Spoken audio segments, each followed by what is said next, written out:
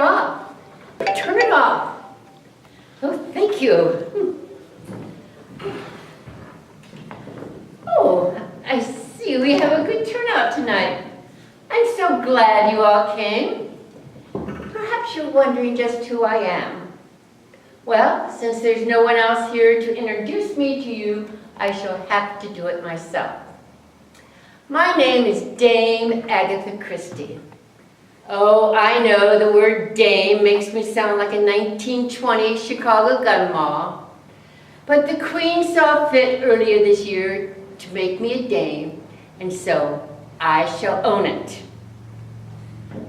Well, I see there are a few younger people in the audience tonight, and perhaps they don't know me quite so well. So let me briefly sketch in my history.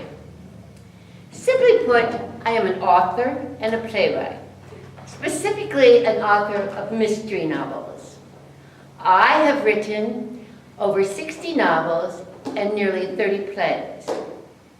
My books have sold, and it is slightly embarrassing to say this aloud, nearly 2 billion copies. That's billion with a B, in 103 languages. My play, The Mousetrap, is the longest running play of all time. So yes, I have had a good life and been very successful. But perhaps you're wondering, where did this enormous success come from? Well, quite simply, it began with my first novel, The Mysterious Affair at Styles. Yes, and where did that come from? Well, quite frankly, it came out of boredom. It was the war, you see. The Great War, that is. And I was working in a hospital dispensary. Oh, the work was important, but dull. So one day I happened to mention to my sister Madge that I'd like to try my hand at writing to fill my spare time. Well, Madge being Madge, she bet me a whole pound that I couldn't write a decent detective novel. Well, if you throw down the gauntlet, I will most certainly pick it up. And so the writing began.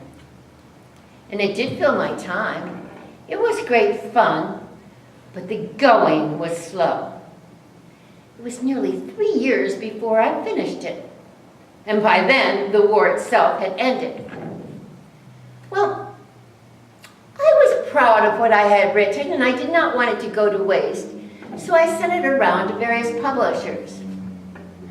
And to my astonishment, they rejected it.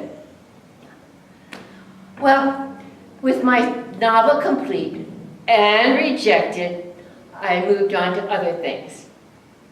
And I had completely forgotten about it until one evening when my first husband Archie and I were hosting a smart dinner party.